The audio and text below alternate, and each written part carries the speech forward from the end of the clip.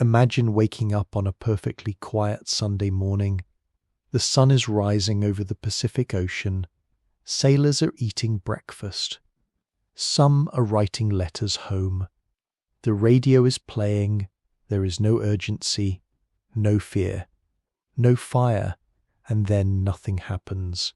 No planes, no bombs. No explosions ripping through steel hulls, no black smoke rising into the blue Hawaiian sky, no screaming, no chaos, no moment that would echo across 80 years of history and fundamentally reshape the entire modern world. Now here's the question that should stop you cold. What if that was actually possible? What if Admiral Yamamoto had just paused and said no? What if Japan had looked at the United States, with all its industrial power and sleeping military might, and decided the risk simply wasn't worth it? What if December 7th, 1941, had been just another Sunday?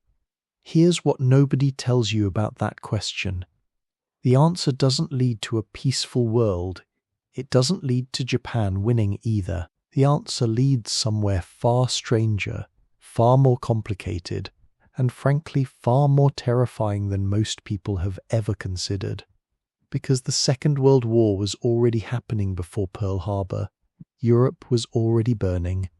The question isn't whether the war would have ended. The question is what kind of world we would be living in right now if America had never been dragged into it by a single morning raid. Stick with me, because by the end of this, you're going to see the entire 20th century in a completely different light. The Cold War, the United Nations, nuclear weapons, the modern economy, all of it rests on what happened, or in this case what didn't happen, on that one morning in Hawaii. To really understand how different everything could have been, you first need to understand what the world looked like in the months before December 1941. Because most people think of Pearl Harbor as the start of World War II for America. But the truth is, America was already deeply involved, just not officially. By late 1941, Germany had swept across almost all of Western Europe. France had fallen. Britain was battered and exhausted but still fighting. The Royal Air Force had survived the Battle of Britain, but only barely. And now Hitler had made what many historians consider his greatest blunder. He had turned east and invaded the Soviet Union. Operation Barbarossa had launched in June of 1941, and by December German forces were only miles from Moscow. The Soviets were staggering. Nobody was sure they would survive. Meanwhile, America was watching all of this with deep anxiety and deep division. There were millions of Americans, intelligent, patriotic Americans, who genuinely believed the United States should stay out of the war entirely. The memory of the First World War was still raw. Men had died in the trenches of France for reasons that never really made sense to anyone when it was over. Isolationism wasn't cowardice. It was a deeply held belief that America's problems were America's problems and Europe's catastrophe was Europe's catastrophe. But President Franklin Roosevelt was not an isolationist. He understood at a level his political opponents couldn't quite see that if Britain fell and the Soviet Union collapsed, the United States would eventually face a world dominated by Nazi Germany on one side and an emboldened Japan on the other. So he was helping. Through a program called Lend-Lease, America was shipping weapons, food, oil, and supplies to Britain and eventually to the Soviets billions of dollars worth of material without technically being at war. It was a brilliant piece of political maneuvering. And in the Pacific, America was slowly tightening the economic screws on Japan. Japan had been at war with China since 1937. It had invaded French Indochina, what we now call Vietnam. It had ambitions stretching across Southeast Asia, the Dutch East Indies, and the Philippines. And all of that required oil. Enormous amounts of oil. America had placed an embargo on Japan, cutting off the fuel that kept Japan's military machine running. Japan had roughly 18 months of oil reserves when the embargo hit After that, the machine stops, so Japan had a choice: back down, withdraw from China, and accept American demands which would be seen as humiliation, or find another source of oil, which meant seizing the oil fields of the Dutch East Indies by force, which meant war with Britain and the Netherlands, which meant almost certainly war with the United States anyway, because America would never allow Japan to dominate the entire Pacific region. Admiral Isoroku Yamamoto, the brilliant, complex man who designed the Pearl Harbor attack, understood this trap perfectly. He had actually lived in the United States. He had studied at Harvard. He knew what American industrial capacity looked like up close. He reportedly told his superiors that if Japan went to war with America, he could promise them 6 months to a year of victories, and after that he could promise them nothing but ruin. He was right, almost to the day. But here is the critical turning point. Yamamoto believed that if Japan was going to fight America anyway, it needed to destroy the American Pacific Fleet at the very beginning, knock it out so decisively and so suddenly that America would not be able to project power in the Pacific for at least a year. That would give Japan time to seize the resources it needed, build its defensive perimeter, and potentially negotiate a peace from a position of strength. Pearl Harbor was not madness. It was a calculated strategic gamble. And the question we're asking today is, what if that gamble was simply never made? Let's say the decision goes differently. Let's say sometime in late November of 1941, Yamamoto looks at the intelligence coming in and hesitates. He knows the American carriers, the most important ships in modern naval warfare, are not in port at Pearl Harbor. The carrier Lexington is delivering planes to Midway. The Enterprise is doing the same for Wake Island.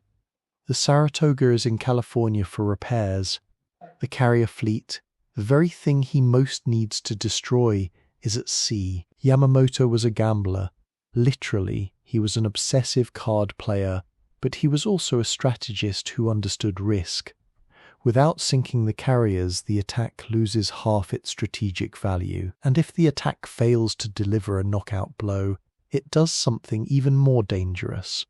It awakens the United States while leaving its most powerful weapons intact. So the fleet, already at sea heading for Hawaii, gets the coded recall signal. The pilots are told to stand down. The carriers turn around, and December 7th, 1941 passes in silence. Now the world has changed, permanently, and not in the way you might expect. Without Pearl Harbor, America does not declare war on Japan. There is no attack to respond to Roosevelt, despite everything he privately believes, cannot drag a deeply divided nation into a war in the Pacific without a clear provocation. The isolationists are still powerful. Congress is still resistant. The public is still largely opposed. You can't ask American mothers to send their sons to die in the jungles of Asia over an oil embargo. But here's where it gets interesting. Germany and Japan had a mutual agreement, the Tripartite Pact. After Pearl Harbor in the real timeline, Hitler actually declared war on the United States 4 days later, which remains one of the most baffling strategic decisions in history. Without Pearl Harbor, that declaration never comes either. Hitler is furious with Japan for not attacking the Soviet Union from the east, as he had hoped they would. There's no reason for him to extend his war to include the most powerful industrial nation on Earth. So in this alternate world, late 1941 looks like this. Germany is fighting the Soviet Union and slowly losing its momentum outside Moscow. Britain is surviving but struggling. America is supplying both of them through Lend-Lease but is not officially in the war. And Japan has to find another way. Japan still needs oil. The embargo is still strangling it, so Japan moves south into the Dutch East Indies, into Malaya, into Burma to seize those resources. This brings Japan into direct conflict with Britain, which has colonies throughout Southeast Asia, and with the Netherlands government in exile, does it bring America into the conflict? Probably not immediately, not without a direct attack on American territory. The Philippines is American territory, but Japan, without the confidence boost of Pearl Harbor, may actually try to avoid directly provoking the United States while it consolidates its gains elsewhere. Now let's follow the European thread, because this is where things get truly dark. In our real timeline, American soldiers started arriving in Britain in large numbers through 1942, and by 1944 the D-Day invasion at Normandy involved nearly 3 million Allied troops, the largest amphibious operation in human history. Without American involvement, that invasion simply cannot happen on that scale. Britain doesn't have the men. The Soviet Union doesn't have the naval capacity. Nobody is landing at Normandy in the summer of 1944 without America. So what happens to Germany? By December 1941, the German advance into the Soviet Union has actually stalled. The Soviets, with enormous help from American Lend-Lease supplies, have launched a counteroffensive outside Moscow that pushes the Germans back. In the real timeline, this was the beginning of the end for Germany on the Eastern Front, even though nobody knew it yet. Now, without the United States officially in the war, does Lend-Lease continue? Probably yes, at least for a while. Roosevelt still has the power to supply Britain and the Soviets without a declaration of war. But here's the sobering reality. The European war in this alternate timeline becomes a grinding, brutal, years-long stalemate. Germany cannot defeat the Soviet Union outright. The sheer size of Russia and the brutal winter make that almost impossible. But the Soviets, without American troops, without American trucks and food and fuel arriving in the quantities the real war produced, would struggle enormously to push Germany back all the way to Berlin. The Eastern Front becomes a wound that bleeds both sides for years. Britain holds on, but barely, without American military presence in North Africa and the Mediterranean. German and Italian forces may consolidate their hold on that region far more effectively. The question of whether Hitler could be defeated without American troops fighting in Europe is genuinely uncertain. And uncertain is a terrifying word when the stakes are this high. This is perhaps the most sobering chapter of our entire story, and it deserves to be spoken about directly. In the real timeline, the Holocaust, the systematic murder of 6 million Jewish people and millions of others, was brought to an end when Allied forces, including American troops, liberated the concentration camps beginning in 1945. The discovery of those camps shocked the world and helped build the international consensus that led to the Geneva Conventions, the Universal Declaration of Human Rights, and the founding of the State of Israel. Without American involvement in the European war, the liberation of those camps would have been slower, later, or dependent entirely on Soviet forces advancing from the east, which they did in real history, liberating Auschwitz in January of 1945. A world without American troops in Europe doesn't necessarily mean the Holocaust continues indefinitely, but it almost certainly means it continues longer. It may mean millions more lives lost. And the post-war reckoning, the Nuremberg trials, the international accountability, the legal frameworks we now take for granted, would have looked very different without American participation. This is the part of alternate history that people sometimes forget. History isn't just about nations and strategies and power. It's about human beings, and in this particular question, the human cost of America's absence from the European war is incalculable. Back in the Pacific, Japan's expansion is proceeding, but without the galvanizing fury of Pearl Harbor, it's proceeding into a different kind of resistance. In the real timeline, Pearl Harbor united America overnight in a way that nothing else could have. A country that had been bitterly divided about the war went to bed on Saturday night and woke up on Sunday afternoon ready to fight. Recruitment officers were overwhelmed. The industrial machine started converting to war production almost immediately. The The righteous anger of a surprise attack on American soil was fuel that burned for years. Without that attack, Japan's war in the Pacific is a British and Dutch problem, not an American one. Japan seizes the oil fields. Japan takes Singapore, which falls catastrophically in the real timeline anyway. Japan expands its empire across Southeast Asia. But it does all of this without having poked the sleeping giant. And the sleeping giant stays asleep, restless, worried, economically pressured, but asleep. Here's the fascinating paradox. Japan might actually achieve more short-term success without attacking Pearl Harbor. It gets the resources it needs.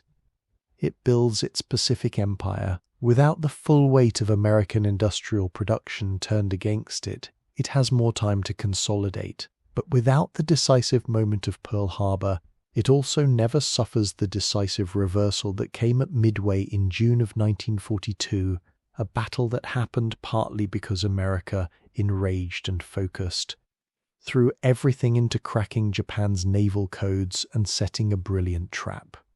In a world where America is a reluctant, unofficial participant in Pacific affairs, the Battle of Midway may never happen in the same way, or at all.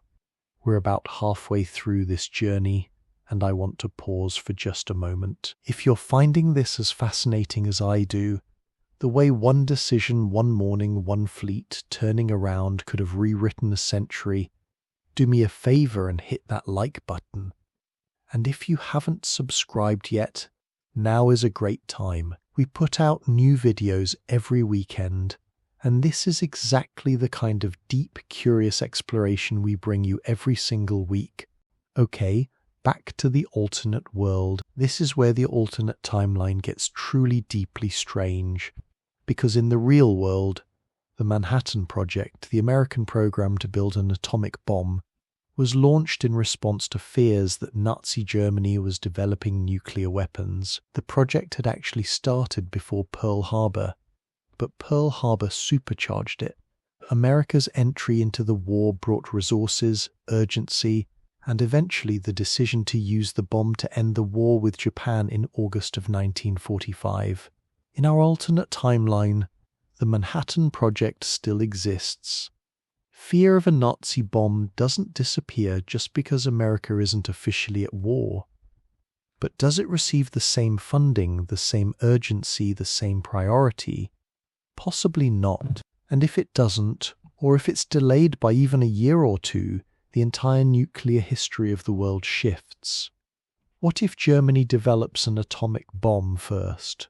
German physicists were genuinely working on nuclear fission before and during the war. In the real timeline, they were hampered by several factors: Allied bombing of their research facilities, the loss of key Jewish scientists who fled to America and Britain, and some genuinely poor strategic decisions about how to approach the problem. But in a world where Germany isn't losing as decisively, where American bombing campaigns in Europe are reduced or absent, could German scientists have cracked the problem first? The answer is probably no. Germany was further behind than most people realize. But probably no is very different from definitely no. And the world in which a nuclear-armed Nazi Germany faces down a non-nuclear Soviet Union is a world none of us want to imagine living in. Let's assume, for the sake of our story, that Germany does eventually lose the war, just later, and more messily, and with the Soviet Union bearing almost the entire cost. This is actually not far from what some historians argue would have happened anyway. The Soviet Union's capacity for absorbing punishment and continuing to fight was almost incomprehensible. Even with all its American aid, it lost somewhere between 25 and 30 million people in the real war. Without that aid, the losses would have been higher, the timeline longer, but the fundamental industrial and human might of the Soviet Union might eventually have ground Germany down anyway.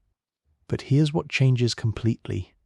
In the real timeline, when the war ended in Europe, American and British forces were occupying Western Germany, France, Italy, and much of the continent. This created the rough geographic line that became the Iron Curtain, with Soviet-controlled territory to the east and American and British-influenced territory to the west. Without American troops in Europe, the Soviet army advancing from the east might push all the way to the Atlantic. There's no counterforce to stop it, potentially no D-Day, potentially no Western Allied presence on the European continent at all. This means that in our alternate timeline, a victorious Soviet Union controls not just Eastern Europe, but potentially all of it. No West Germany, no NATO, no Marshall Plan to rebuild Western Europe under American influence. The post-war map of Europe looks unrecognizable, Soviet-aligned from the Baltic to the English Channel, with a battered Britain on an island just offshore. And America is still powerful, still economically dominant, still developing perhaps its nuclear weapons. But it is a power that chose to stay on the sidelines, and the world has organized itself accordingly. While Europe is being reshaped, Japan has built its empire, the Greater East Asia Co-Prosperity Sphere, as it called it, across a vast swath of the Pacific and Southeast Asia. Without American military power fully engaged against it, Japan has time to dig in, to build fortifications, to establish supply chains, to become entrenched in its conquered territories in a way that never happened in the real war. But Japan's fundamental problem doesn't go away. It's an island nation with enormous ambitions and limited natural resources. The oil it seized from the Dutch East Indies can keep it going, but its economy is strained. Its military is spread thin, and the countries it has occupied, China, Korea, the Philippines, Indochina, Malaya, are not passive. Resistance movements are active and growing. Guerrilla warfare is bleeding Japan's forces continuously. Meanwhile, Britain, even without the United States as a full military partner, is not a pushover. The British Empire still has India, Australia, New Zealand, and Canada. It has formidable naval power. The war in the Pacific between Japan and Britain, without the decisive American involvement of the real timeline, becomes a long, grinding colonial war that neither side can decisively win. This is a kind of hell that's different from the hell of the real war, not a sudden, catastrophic defeat for Japan, but a slow, draining stalemate that might last a decade. And stalemates don't end cleanly. They end in negotiated compromises that leave everyone angry. So what does the world look like in, say, 1955, 10 years after the real war ended? In our alternate timeline, it's a world that is exhausted, divided, and strange. There is no United Nations, or if there is, it's a much weaker institution because the Americans didn't participate in designing it. There is no Marshall Plan, so Europe is reconstructing itself much more slowly and painfully. There may be no State of Israel. The international consensus that created it was built on the foundation of the Holocaust's exposure and American backing. And without American engagement, the consensus may never have formed. The Soviet Union is the dominant power in Europe and potentially the most powerful single nation on Earth. America is rich and industrially powerful but politically turned inward, isolationism vindicated, in a sense, by having stayed out of the worst of it. But it's a hollow vindication, because the world that's been built in America's absence is a more Soviet, more authoritarian, more dangerous world. Japan controls a Pacific empire, but is fighting constant insurgencies and slowly bleeding out economically. Britain is weakened but still a significant power, trying to maintain its empire with dwindling resources. China, nationalist and communist, is still fighting its own civil war, which in the real timeline was settled by 1949. In this alternate world, without American post-war influence and support for the nationalists, that civil war might end even more decisively in communist favor. Mao Zedong takes China, and now you have a Soviet-aligned Europe and a communist China, two of the world's most populous regions under authoritarian control. with America sitting uncomfortably in between. Does that sound like a world you'd want to live in? Because it's a plausible version of what might have been, or because one fleet turned around? Let's take a breath from geopolitics and think about something else, the world of ideas, technology, and culture that might have developed differently. Because wars, as terrible as they are, also accelerate certain kinds of human progress in ways that peacetime cannot. The real Second World War produced radar, jet engines, early computers, antibiotics at scale, and of course nuclear power. Many of these developments happened because governments were pouring unlimited resources into any technology that might help win the war. Without the same level of American engagement, the funding for some of these programs would have been different. The ENIAC computer, for example, was developed partly for American military ballistics calculations. Without that urgency, the computing age might have been delayed by years. On the other hand, some things might have developed faster. The Cold War arms race in the real timeline consumed enormous amounts of human creativity and economic resources in the competition to build bigger bombs, better missiles, and more sophisticated military technology. A world without American engagement in the war might be a world without the same Cold War, and therefore a world where that energy goes somewhere else, into medicine, into infrastructure, into solving poverty rather than perfecting destruction.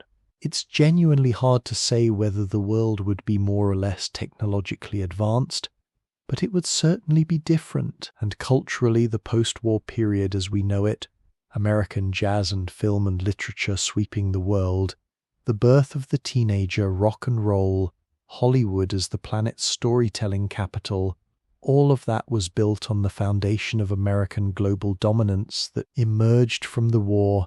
Without that dominance, the cultural story of the second half of the 20th century is unrecognizable. Here's something worth sitting with the Pearl Harbor attack was. From a purely strategic perspective, a disaster for Japan, not because it didn't work tactically, but because it worked too well emotionally. It unified America in a way that nothing else could have. It turned a nation of isolationists into a nation of warriors overnight. And it did this without actually destroying the aircraft carriers that would have made it strategically decisive. Yamamoto himself reportedly said, after learning of the attack's completion, that he feared they had awakened a sleeping giant and filled it with a terrible resolve. That is not the quote of a man confident in his strategy. That is the quote of a man who understood, even in the moment of apparent triumph, that something had gone terribly wrong. He had set in motion exactly the outcome he was trying to prevent. So the greatest irony of the alternate timeline we've been exploring is this. Japan's decision not to attack Pearl Harbor might have actually been better for Japan in the short run, a Pacific empire built without poking the sleeping giant, but it might have been catastrophically worse for the world in general, because the sleeping giant, once awakened, went on to help defeat fascism in Europe, rebuild devastated nations through the Marshall Plan, establish international institutions that have kept the major powers from direct war with each other for 80 years, and create a global order, imperfect, unequal, often deeply unfair, but also more peaceful than most of human history, that billions of people have lived and thrived within. America's greatest contribution to the 20th century may not be any single victory in any single battle. It may simply be that it showed up, and in the world where December 7th passes in silence, it doesn't. There's a reason this kind of alternate history question matters beyond entertainment. It forces us to think about the contingency of the world we live in, the idea that things didn't have to be this way. They could easily have been different. One admiral reconsidering, one fleet turning around, and 80 years of history is rewritten. We live in a world built on decisions made under pressure, in uncertainty, by people who had no idea how things would turn out. The men who planned Pearl Harbor didn't know they were setting in motion their own destruction. The isolationists who wanted to keep America out of the war didn't know they were watching the last moments before their vision of America would be swept away forever. Roosevelt didn't know, on December 6th, 1941, that by the next evening everything would be simpler and more terrible at once. What this tells us about today is that the decisions made right now about alliances, about trade, about which conflicts to engage with and which to avoid, are setting up the alternate histories that future generations will look back on and analyze. Every choice to engage or disengage, every moment of courage or hesitation, every time a country decides to stand up or back down, is potentially one of these hinge moments, one of the December 7ths of tomorrow. We don't get to know in advance which moments those are. That's the terrifying and humbling truth of living in history rather than studying it. So let's come back to that quiet Sunday morning. The Hawaiian sun is still rising, the sailors are still eating breakfast, the letters home are still being written, and the planes never come. In that silence, that beautiful, eerie, counterfactual silence, is a world that might have been less free, more authoritarian, more divided, more stagnant. A world where the Holocaust lasted longer.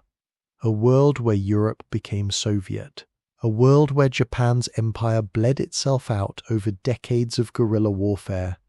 A world where America, having chosen safety, found a much less safe world waiting for it anyway. History has a way of demanding participation from the powerful, whether they want to participate or not.